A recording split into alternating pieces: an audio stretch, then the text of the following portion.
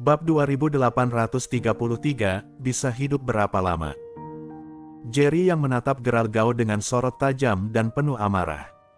Dia juga merasa terkejut akan kekuatan luar biasa yang dimiliki Gerald Gao. Gerald Gao adalah sosok terkuat dan paling menakutkan yang pernah dihadapi oleh Jerry Yang. Jerry yang menduga, kemungkinan besar Gerald Gao selama ini tidak menunjukkan diri karena masih merasa gentar terhadap kekuatannya. Namun setelah dia terluka parah, kehilangan kemampuan bertarung, dan bahkan mengancam keselamatan Jack Gao, barulah Gerald Gao memilih untuk muncul. Saat ini, Jerry yang segera mengangkat pedang kaisar, menggenggam erat gagangnya. Dia tahu betul dirinya bukan tandingan Gerald Gao, namun dia sama sekali tidak akan memohon belas kasihan. Meskipun harus mati, dia akan tetap mengerahkan seluruh kekuatannya untuk bertempur habis-habisan. Terlebih lagi, Gerald Gao telah menyerangnya secara tiba-tiba tadi dan hampir saja merenggut nyawanya. Hal ini membuat Jerry yang amat marah. Jika dia tidak sempat menebaskan satu tebasan pedang pun ke tubuh Gerald Gao, maka dia tidak akan tenang meski mati. Yang paling dia khawatirkan adalah, Gerald Gao mungkin akan pergi ke kota Macan Putih dan membawa masalah ke sana, di mana orang-orang yang paling penting dalam hidupnya berada. Gerald Gao bukan hanya mungkin akan membunuh orang-orang itu karena Jerry Yang, tetapi dia juga sangat mungkin pergi ke dunia baru untuk membantai semua orang yang memiliki hubungan dengan Jerry Yang. Hal terakhir yang diinginkan Jerry Yang adalah orang lain ikut menjadi korban karena dirinya. Oleh karena itu, sebelum dirinya dibunuh, Jerry Yang ingin sebisa mungkin melukai Gerald Gao, agar Gerald Gao tidak mampu membunuh orang lain. Namun, Gerald Gao yang begitu kuat jelas bukan sosok yang mudah disakiti. Dengan ekspresi penuh penghinaan, Gerald Gao menatap Jerry yang tanpa sedikit pun rasa takut di matanya. Seandainya ini terjadi sebelumnya, Gerald Gao juga tidak akan berani menghadapi Jerry yang sendirian. Bahkan ketika para ahli dari kota Tortoise bergabung untuk membunuh Jerry Yang, Gerald Gao pun tidak menampakkan diri. Jack Gao memang sangat berhati-hati, namun Gerald Gao jauh lebih berhati-hati darinya. Selama bertahun-tahun, dia terus bersembunyi dalam bayang-bayang. Meski kekuatannya sangat besar, justru karena itulah ia semakin tidak ingin mati dan keberaniannya pun makin menipis. Selama belum benar-benar yakin bisa membunuh Jerry yang 100%, Gerald Gao memilih untuk tidak muncul. Meskipun Jack Gao telah berkali-kali berteriak memanggilnya, dia tetap bungkam, seolah lenyap dari dunia. Gerald Gao khawatir Jerry yang masih menyimpan kartu truf terakhir. Karena itu, barulah ketika Jerry yang benar-benar berada di ambang kematian, dia muncul secara agresif. Saat ini, Jerry yang nyaris hanya tersisa satu helaan napas terakhir, sehingga rasa takut Gerald Gao terhadap dirinya pun benar-benar lenyap. Di mata Gerald Gao, Jerry yang kini hanyalah harimau yang terjatuh ke dataran rendah, bebas disiksa sesuka hati.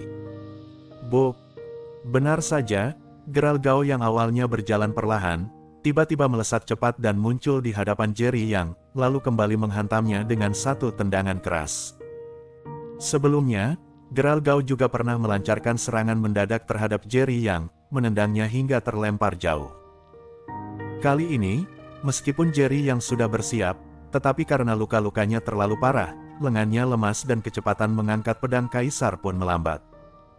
Dia bahkan belum sempat mengangkat pedang itu, ketika Gerald Gao kembali menendangnya dengan keras ke bagian dada. Tubuh Jerry yang terseret mundur dengan langkah terhuyung-huyung. Akhirnya, dia hanya bisa menancapkan pedang kaisar ke tanah untuk menopang tubuhnya agar tidak jatuh. Melihat adegan ini, para ahli kota Tortoise pun tampak sangat bersemangat. Mereka benar-benar merasa keselamatan mereka akhirnya terjamin. Sebelumnya mereka masih khawatir, meski bisa melarikan diri kembali ke kota Tortoise, suatu hari nanti Jerry yang akan datang menuntut balas. Namun kini semuanya berbeda. Dengan Gerald Gao yang turun tangan, Jerry yang pasti akan dibunuh sepenuhnya.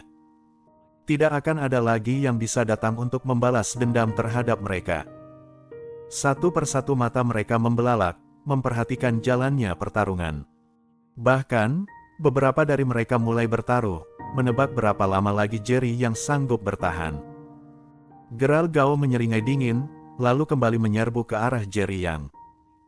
Namun kali ini, Jerry yang benar-benar sudah tidak memiliki kekuatan untuk melawan.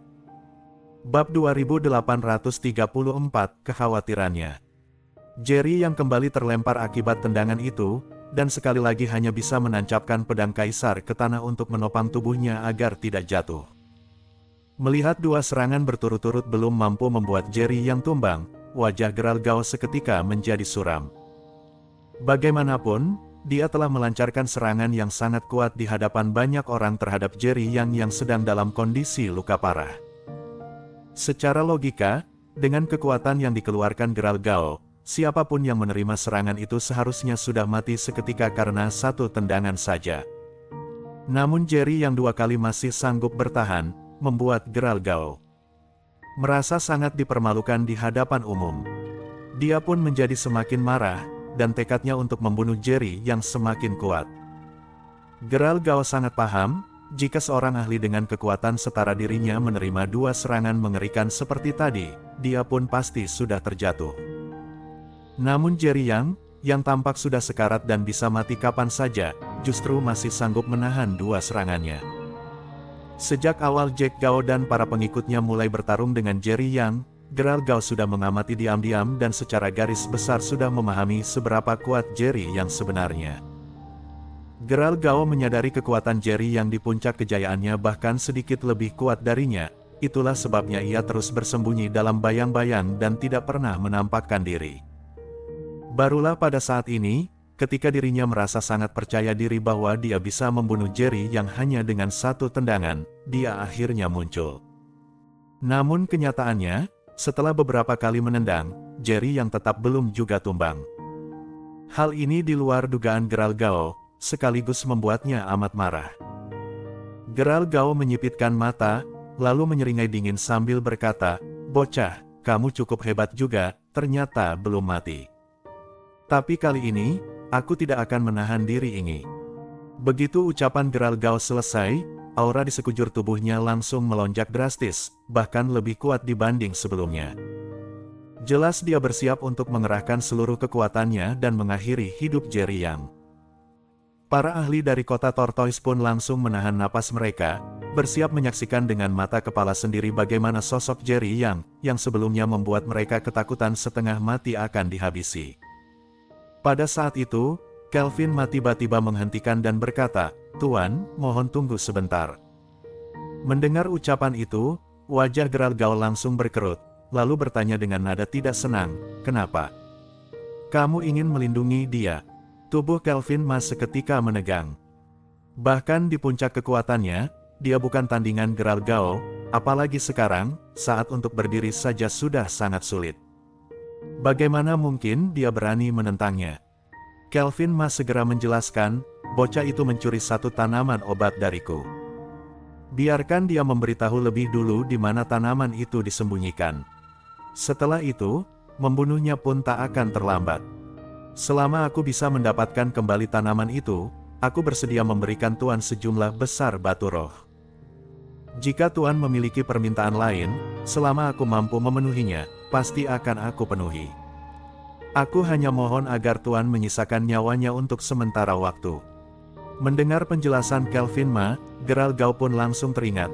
Sejak awal Kelvin memang berniat memaksa Jerry yang untuk mengungkapkan keberadaan tanaman obat itu. Meskipun Kelvin tidak mengenal Geralt Gao, namun Geralt Gao mengetahui siapa Kelvin dan bahkan cukup mengenal urusan-urusan yang berkaitan dengannya. Geralt Gao pun tersenyum tipis dan berkata, "Aku tidak terlalu tertarik pada batu roh atau hal-hal lainnya.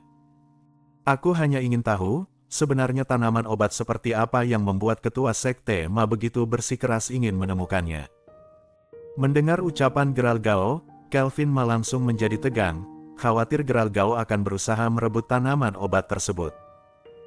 Setelah merenung sejenak, Kelvin pun mencari-cari alasan dan berkata ada seorang tetua di dalam sektenya yang mengalami luka parah, dan tanaman obat yang direbut oleh Jerry yang itu, kebetulan sangat berguna dalam proses penyembuhan luka tersebut. Geralt Gao tentu saja dapat melihat Kelvin tidak berkata jujur.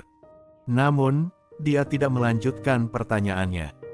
Dalam hati dia berpikir, begitu tahu di mana tanaman obat itu disembunyikan, maka dia pun akan mengetahui jenis tanaman apa yang dimaksud. Dan bila ternyata tanaman itu juga sangat berharga baginya, maka pada saat itu, dia tinggal merebutnya langsung dari tangan Kelvin Ma. Bersambung.